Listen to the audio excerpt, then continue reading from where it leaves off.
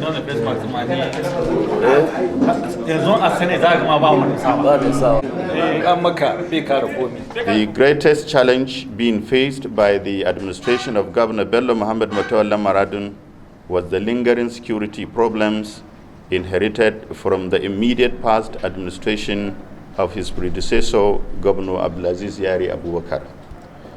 Before the coming of the present administration of His Excellency, Dr. Bello Muhammad Matola Maradun, on May 29, 2019, as the Executive Governor of Zamfara State, Zamfara people were in devastating state of dilemma and fear of unknown due to the rural banditry. Rampant killings, maiming, kidnapping, raping, vandalism, and attacks became the order of the day. From available records, over 2,619 people were killed between 2011 and 2019. This is in addition to the 1,190 people kidnapped by the bandits.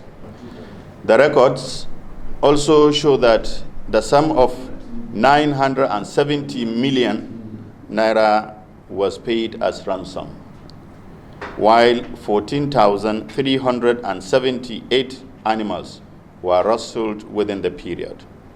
Over 100,000 people were displaced from their ancestral homes.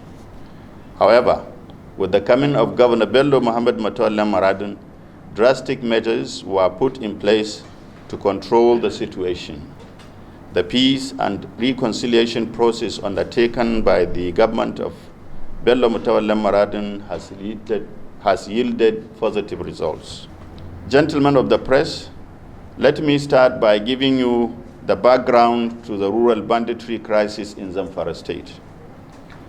The genesis of this conflict began with the killing of the most popular and highly respected Fulani leader in all the neighboring states of Zamfara, Sokoto, and Kebbi, one Alhaji Ishe of Chili village in Koyombana district of Ansado Emirate in Maru local government area of the state on the 11th of April 2013. Since then, Fulani in the three states became aggrieved and aggressive against Hausa communities from where the Ensakai who did the killing emanated. The crisis began to worsen by the day through waves of attacks against each other, and a series of revenge continued unabated. With the hostilities between the Fulani and Ensakai, each decided to form a formidable group and structure.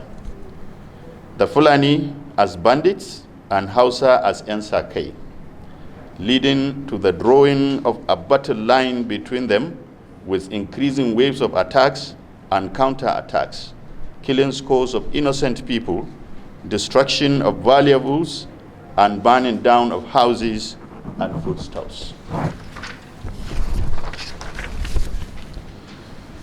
To further worsen the situation, the Fulani bandits began to establish camps and started recruiting informants and new members into the banditry, even among the Hausa people, as well as giving them training and weapons. Due to the untimely attention and necessary intervention, the situation became worsened, with attendant consequences of mayhem being unleashed on innocent people across the state. Hence, the bandits were able to establish 24 routes network across the 14 local government areas of the state, with 232 leaders of the bandits and a large followership of 4,825 bandits across the state. This is in addition to a large number of bandits camps across the state and beyond. At least, there are almost 100 different bandit camps, with no fewer than 300 bandits in each of these camps having sophisticated weapons with them. People were traumatized.